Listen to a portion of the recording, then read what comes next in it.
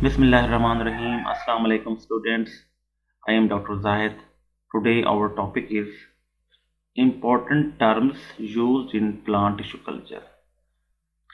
तो last lecture में हमने कुछ टर्म्स पढ़ी थी, तो आज हम कुछ और टर्म्स पढ़ते हैं और ये जो लेक्चर है उसका एक पार्ट 2 है।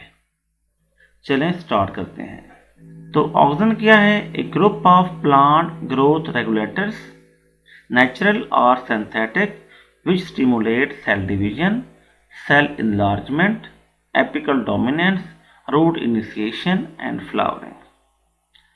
प्लांट ग्रोथ रेगुलेटर्स का वो ग्रुप जो नेचुरल हो या सिंथेटिक हो और वो सेल डिवीजन को स्टिमुलेट करे, मीन सेल को डिवाइड करे और सेल के साइज को बड़ा करे या प्लांट के कद में इजाफा करे या रूटिंग को स्टार्ट करे और फ्लावरिंग को स्टिमुलेट करे, उस ग्रुप को कहते हैं ऑक्सिन। मीन ऑक्सिन जो है वो सेल डिवीजन करता है, सेल को बड़ा करता है, प्लांट की हाइट को लंबा करता है और रूट को स्टार्ट करता है, फ्लावरिंग को स्टिमुलेट करता है। अब हम देखते हैं कि what is cytokinin. Plant growth regulators characterized as substances that induce cell division and cell differentiation. For example, BAP and carnitine, etc. Plant growth regulators का वो ग्रुप जो सेल डिवीजन को और सेल डिफरेंशिएशन को इंड्यूस करे उसको cytokinin कहते हैं। इसकी एग्जांपल्स हैं बीएपी, कैनेटिन, 2IP वगैरह वगैरह। In tissue culture these substances are associated with enhanced callus and shoot development. तो टिश्यू कल्चर में जब हम साइटोकिनिन को इस्तेमाल करते हैं तो ये सब्सटेंस जो है कैलस को इनहांस करता है और शूट की डेवलपमेंट करता है। मीन कैलस को बढ़ाना और उस कैलस में से शूट को डेवलप करना इस साइटोकिनिन का काम होता है। तो आए देखते हैं कि इस पिक्चर में ये 4 ट्यूब्स हैं।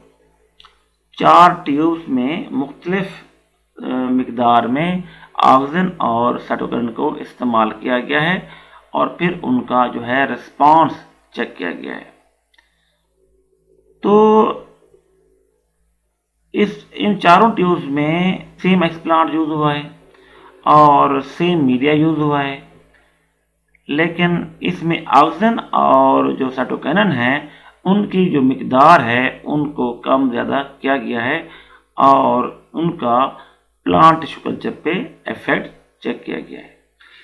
तो सबसे पहले देखते हैं कि ट्यूब 1 में जो है ऑक्सिन और साइटोकिनिन जो है, ऑक्सिन बिल्कुल नहीं है और जो साइटोकिनिन है वो 0.02 मिलीग्राम इस्तेमाल की गई है, मीन ना होने के बराबर।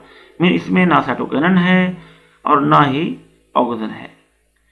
नेक्स्ट ट्यूब में देखें, सेकंड ट्यूब में इसमें जो है जो ऑक्सिन है वो 2 मिलीग्राम है जो उसकी ऑप्टिमम कंसंट्रेशन होती है और जो साइटोकिनिन है वो भी 0.2 मिलीग्राम है जो कि इसकी ऑप्टिमम कंसंट्रेशन है इस मीडिया में यूज करने के लिए।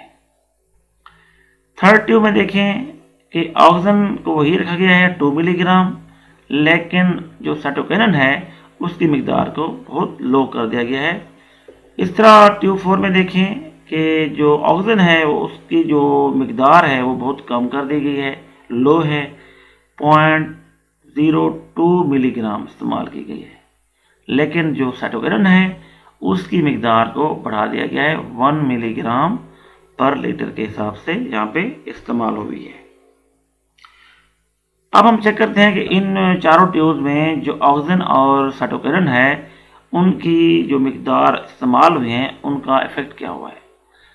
तो सबसे पहले ट्यूब पे आते हैं, यहाँ पे ऑक्सिन नहीं थी और साइटोकिनिन जो है वो बहुत कम मिकदार में इस्तेमाल हुई थी, उसमें कुछ भी ग्रोथ नहीं हुई है, ग्रोथ बिल्कुल नहीं हुई, ना कैलस बनी है ना ही रूटिंग शूटिंग स्टार्ट हुई।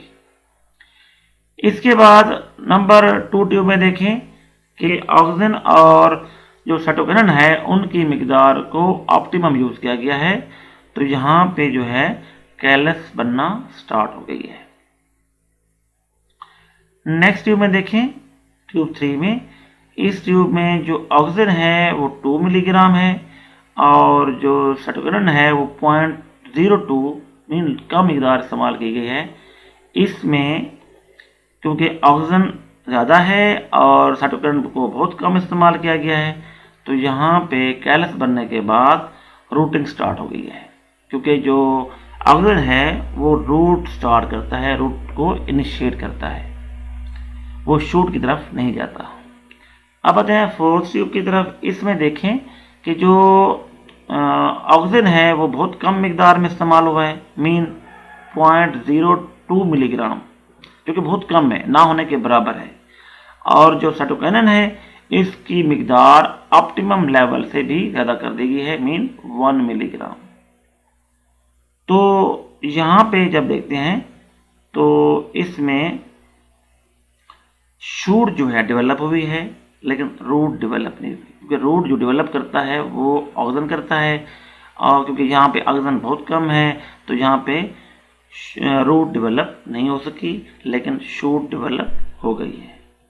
तो इस पिक्चर से, इस एक्सपेरिमेंट से आपको अंदाज़ा हो गया होगा कि ऑक्सीजन और जो साइटोकिनिन है ये कैसे काम करते हैं। What is somaclonal variation? Phenotypic variation, either genetic or epigenetic in origin, displayed among somoclones. जो सोमोक्लोन होते हैं वो प्लांट्स जिनमें वेरिएशन आ जाती है, तो उनमें जो वेरिएशन आती है वो फिनोटिपिकली वेरिएशन होती है और वो जेनेटिकली और एपिजेनेटिक ओरिजिन से आती है। तो ये वेरिएशन आती कैसे है? जब हम टिश्यू कल्चर एक्सपेरिमेंट्स में जो कैलस है उसमें 2,4-D की जो मिकदार है वो ज़्यादा करते हैं, तो 2,4-D की मिकदार ज़्यादा करने से उसके अंदर, क्योंकि वो ऑक्सीजन है तो सेल डिवीजन तेज़ होती है और इसकी वजह से वहाँ पे म्यूटेशन काज हो जाती है, और जब म्यूटेशन काज होती है तो प्लांट्स के अंदर फिनोटिपिकली वेरिएशन आ जाती है। और बाद औक़ात ये जो वेरिएशन होती है ये यूज़फुल हो जाती है। बाद औक़ात ये जो कुछ प्लांट ऐसे निकल आते हैं जो अपने पेरेंट प्लांट से अच्छे परफॉर्म करते हैं, तो इसी बेस पे हम उन प्लांट्स को सेलेक्ट करके नई वैरायटी डेवलप कर सकते हैं। जेनेटिक वेरिएशन या सोमोक्लोनल वेरिएशन जो है ये काफ़ी यूज़फुल होती है इन एग्रीकल्चरल प्रोडक्शन में। Next is donor plant. Donor plant क्या होता है? The plant which provides an explant, graft or cutting used as a source of plant material for multiplication purposes. तो वो प्लांट जिससे हम एक्सप्लांट लेते हैं, जिससे हम ग्राफ्ट लेते हैं, कोई बड लेते हैं या कोई कटिंग लेते हैं, और वही ये जो सोर्सेज हैं, ये जो एक्सप्लांट या ग्राफ्ट या कटिंग है, इनको हम फिर मल्टीप्लिकेशन पर्पसेस के लिए इस्तेमाल करते हैं, तो इसको प्लांट को कहते हैं डोनर प्लांट। मीन एक प्लांट से हम एक्सप्लांट, कुछ सेल्स या कुछ ग्राफ्ट, एक्सप्लांट्स, कटिंग्स ले लेंगे और फिर उसको कल्चर करेंगे टिश्यू कल्चर में थ्रू मैक्रो प्रोपेगेशन, और फिर वो प्लांट मल्टीप्लाई हो जाएंगे। तो जिस प्लांट से हमने वो एक्सप्लांट या वो कटिंग्स ली थी, उस प्लांट को डोनर प्लांट कहा जाता है। Next is excision, cutting out and preparing a tissue, organ, etc. for culture. तो टिश्यू कल्चर एक्सपेरिमेंट के लिए जब हम किसी भी एक्सप्लांट को, किसी भी टिश्यू को, किसी भी ऑर्गन को कट करते हैं और फिर उसको प्रिपेयर करते हैं फॉर कल्चर, तो उस प्रोसेस को कहते हैं एक्ससीजन। एक्ससीजन मीन कि किसी भी टिश्यू को या ऑर्गन को काटना और फिर उसको प्रिपेयर करना for tissue culture. Next 3 terms हैं, एक है x vitro, in vitro in vivo. अब हम इन तीनों में देखते हैं कि फ़र्क क्या है। तो सबसे पहले देखते हैं ex vitro. Plants removed from tissue culture and transplanted to soil और पॉटिंग मिक्सचर। एक्स विट्रो का मतलब होता है कि प्लांट्स पहले इन विट्रो के लिए लगे होते हैं, टिश्यू कल्चर के प्लांट्स होते हैं, वो किसी जार में या किसी ट्यूब में या किसी फ्लास्क में ग्रो हो रहे होते हैं और वो कंट्रोल्ड कंडीशन होती है। फिर उन प्लांट्स को वहाँ से निकाल कर हम ज़मीन में या किसी पॉटिंग मिक्सचर में लगाते हैं, ट्रांसप्लांट करते हैं। इस प्रोसेस को एक एक्स विट्रो कहते हैं। मीन टिश्यू कल्चर वाले प्लांट्स को जब आप मिट्टी में या किसी पॉटिंग मिक्सचर में ट्रांसप्लांट करेंगे तो इस प्रोसेस को एक्स विट्रो कहा जाता है। अब हम देखते हैं कि इन विट्रो क्या होता है। Living in test tubes outside the organism or in an artificial environment, typically in glass vessels in which cultured cells, tissues or whole plant may reside. In vitro में जैसा कि जाहिर है इन विट्रो इसमें test tubes में कोई भी plant, कोई भी कैलस, कोई भी टिश्यू हम लगाते हैं और वो आर्टिफिशियल इन्वायरमेंट में रहता है और वो ग्लास वेसल्स में या टेस्ट ट्यूब्स में ग्रो करता है और फिर वो पूरा का पूरा प्लांट वहीं पे रहता है। इस प्रोसेस को कहते हैं इन विट्रो। कि जब कोई प्लांट, कोई टिश्यू ग्लास वेसल्स में एक आर्टिफिशियल इन्वायरमेंट में रिजाइड करेगा, ग्रो करेगा, तो उसको कहेंगे इन विट्रो प्लांट। अब देखते हैं इन विवो क्या होता है।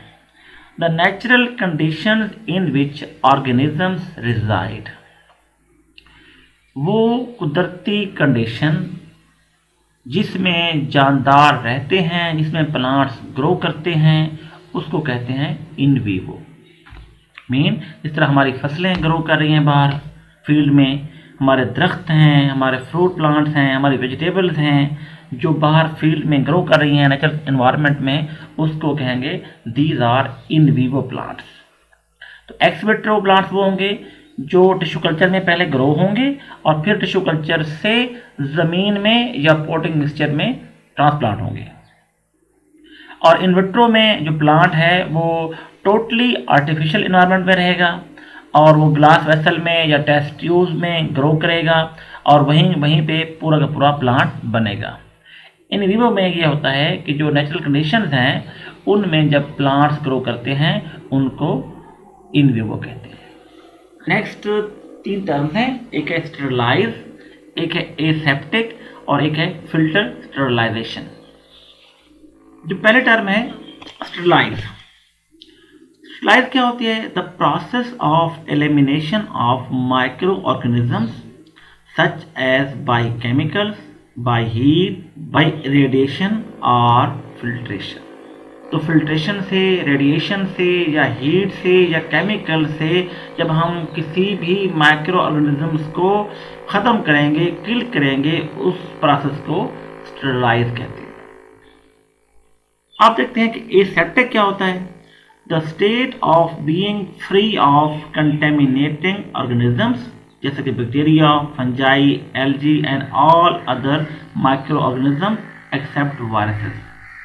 वो हालत जो कंटेमिनेटिंग ऑर्गेनिज्म से फ्री हो, जिसमें कोई भी कंटेमिनेटिंग ऑर्गेनिज्म मौजूद ना हो, उस हालत को कहते हैं aseptic condition. What is filter sterilisation? The process of sterilising a liquid by passage through a filter with pores so small that they prevent the passage of microorganisms and microbial spores। तो filter sterilisation है, ये liquid को sterilise करने का वो process है जिसमें एक लिक्विड को फिल्टर से गुजारा जाता है और उस फिल्टर में जो पोर्स होते हैं उस फिल्टर के, वो इतने छोटे होते हैं कि उसमें से कोई भी माइक्रोब या माइक्रोबियल स्पोर जो है वो गुजर नहीं सकता। तो इस तरह जो आपका लिक्विड है, आपका जो न्यूट्रिएंट मीडियम है, वो स्टरलाइज हो जाएगा। तो इस स्टरलाइजेशन में हम कोई केमिकल यूज़ नहीं करते, ना ही कोई हीट यूज़ करते हैं। तो सिर्फ और सिर्फ एक फ़िल्टर है जिसके अंदर पोर्स इतने छोटे हैं कि उस पोर्स से माइक्रोब्स और माइक्रोबियल स्पोर्स जो हैं वो गुजर नहीं सकते। जब हम उस मीडियम को, उस लिक्विड को उस पोर से, उस फिल्टर से हम पास करेंगे, गुजारेंगे, तो जो लिक्विड उस फिल्टर से पास हो जाएगा वो लिक्विड स्टरलाइज हो जाएगा। उसमें कोई भी जर्म्स, कोई बैक्टीरिया, फंगस मौजूद नहीं होंगे। तो इसको कहते हैं filter sterilisation. Next is flaming. What is flaming? A technique for sterilising instruments. ये वो टेक्निक है जो इंस्ट्रूमेंट्स को स्टरलाइज करने के लिए इस्तेमाल होती है। तो इसमें क्या होता है? The instrument is dipped in alcohol, usually 95%, then the alcohol on the instruments is ignited, thus heat sterilizing the tool surface।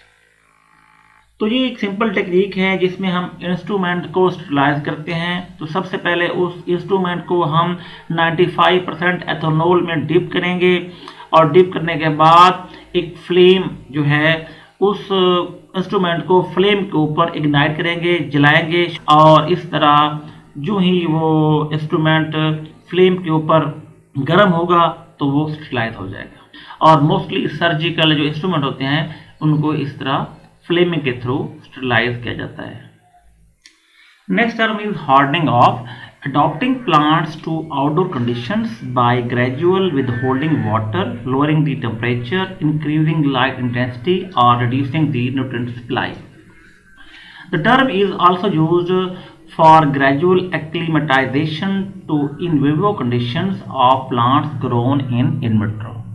Hardening of वो टेक्निक है जिसमें टिश्यू कल्चर प्लांट्स को जब हमने नेचुरल इन्वायरमेंट में लगाना हो तो पहले उसको एक्लिमेटाइज करते हैं। आहिस्ता आहिस्ता उसमें क्या होता है कि उसका पानी रोकते हैं या उनके टेम्परेचर को कम करते हैं, उसकी लाइट को ऐसा ऐसा बढ़ाते हैं, और उसकी जो न्यूट्रिएंट सप्लाई है उसको भी ऐसा ऐसा हम कम करते हैं, ताकि वो प्लांट जो है वो हार्ड हो जाए और वो बाहर जब फील्ड में जाए तो वो इजीली वहाँ पे स्टेबल कर सके। तो हार्डनिंग ऑफ हमेशा टिश्यू कल्चर प्लांट्स में की जाती है ताकि प्लांट्स को बाहर के इन्वायरमेंट में ले जाने से पहले उसको तैयार किया जाए।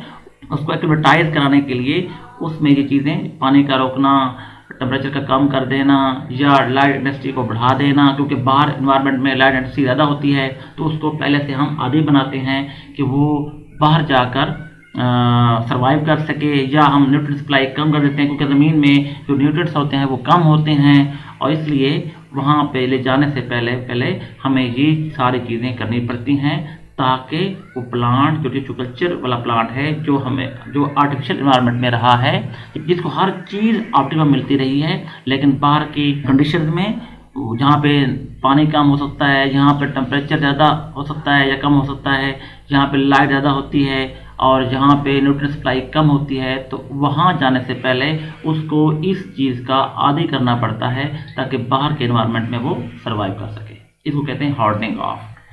Next is sub culture. A small piece of tissue culture from callus or an explant from a tissue transferred into fresh medium for continued growth of culture। सब कल्चर क्या होता है? जब हम किसी टिश्यू को कल्चर करते हैं, किसी कैलस को, तो उससे बहुत ज़्यादा प्लांट्स निकलते हैं। तो प्लांट्स जो हैं इतने ज़्यादा हो जाते हैं कि उनको हमें वहाँ से काट कर एक अलहदा जो है मीडियम पे लगाना पड़ता है। तो अगर हम किसी भी जो एक्सप्लांट हैं, जो टिश्यूज़ हैं, जो प्लांट्स पड़े हुए हैं टिश्यू कल्चर, उनमें से कुछ प्लांट्स को वहाँ से कैलस से काट कर एक अलहदा हम शिफ्ट कर दें किसी और मीडियम पे, फ्रेश मीडियम पे, तो इस प्रोसेस को सब कल्चर कहते हैं। सब कल्चरिंग मोस्टली जो है वो 15 दिन के बाद की जाती है, क्योंकि 15 दिन के बाद जो मीडियम होता है वो कंज्यूम हो जाता है, इसलिए हमें वहाँ उस कैलस को उससे जो प्लांट्स बने होते हैं उनको न्यू फ्रेश मीडियम पे हमें शिफ्ट करना पड़ता है। इसको कहते हैं सब culture. Next is micronutrients and medium. तो जो मैक्रोन्यूट्रिएंट्स होते हैं, for growth media an essential element normally required in concentration more than 0.5 millimole per liter। तो मीडिया की ग्रोथ के लिए जो एलिमेंट्स, जो एसेंशियल एलिमेंट्स 0.5 मिलीमोल पर लीटर से ज़्यादा इस्तेमाल हों, उनको कहते हैं मैक्रो न्यूट्रिएंट्स, जिसमें कार्बोहाइड्रेट्स हैं, प्रोटीन्स हैं, फैट्स हैं, वगैरह वगैरह। अब माइक्रोन्यूट्रिएंट क्या होते हैं? An essential element normally required in concentration less than 0.5 millimole पर लीटर। तो ये भी एसेंशियल एलिमेंट्स होती हैं और ये किसी भी मीडियम के अंदर 0.5 मिलीमोल पर लीटर से कम मिकदार में इस्तेमाल होते हैं, जैसे कि मैंगनीज है, जिंक है, बोरॉन है, क्लोरीन है, आयरन है, कॉपर है, वगैरह वगैरह। आप देखते हैं मीडियम क्या होता है। In plant tissue culture a term for liquid और solidified formulation upon which plant cells, tissues और ऑर्गन्स डेवलप। तो प्लांट टिश्यू कल्चर में एक टर्म है मीडियम। मीडियम क्या होता है? ये मीडियम लिक्विड भी हो सकता है, मीडियम सॉलिड भी हो सकता है, और ये वो इसके ऊपर जो टिश्यूज हैं, सेल्स हैं, ऑर्गन्स हैं, वो डेवलप होते हैं, उनको हम कल्चर करते हैं, और इसी मीडियम के ऊपर ही कैलस, टिश्यू, सेल्स जो हैं वो डेवलप होते हैं। तो मीडियम के बगैर हम टिश्यू कल्चर नहीं कर सकते। Next is meristem. What is meristem? Undifferentiated tissue, the cells of which are capable of active cell division and differentiation into specialized and permanent tissue such as shoot and root। Meristem क्या होते हैं? ये होते हैं undifferentiated tissue, जिसकी कोई पहचान ना हो, और इसके अंदर जो सेल्स होते हैं, सेल्स वो होते हैं जो कि एक्टिवली सेल डिवाइड होते हैं। जो सेल्स होते हैं वो सेल डिवीजन जो है एक्टिव करने के काबिल होते हैं, और वो डिफ्रेंशिएट हो सके into specialised and permanent tissue, जैसा कि रूट है, शूट है। तो वो सेल्स जो कि एक्टिवली सेल डिवीजन कर सकें और वो स्पेशलाइज्ड जैसा कि रूट और शूट में अपने कन्वर्ट हो जाएं, उनको कहते हैं मेरिस्टेम। मेरिस्टेम क्या होती है? अनडिफरेंशिएटेड टिश्यूज होते हैं।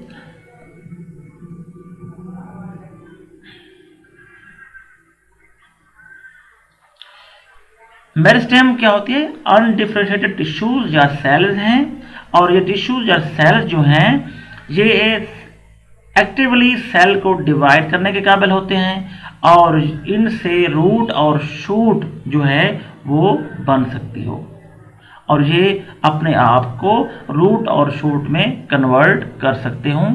इसको कहते हैं मेरिस्टेम।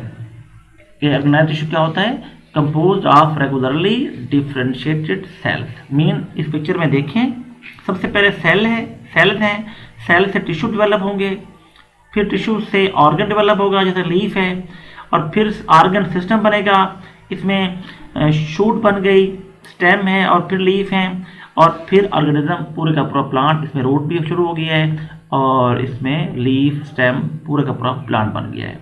तो इसको कहते हैं ऑर्गेनाइज्ड टिश्यू। अल्लाह हाफिज़, टेक केयर।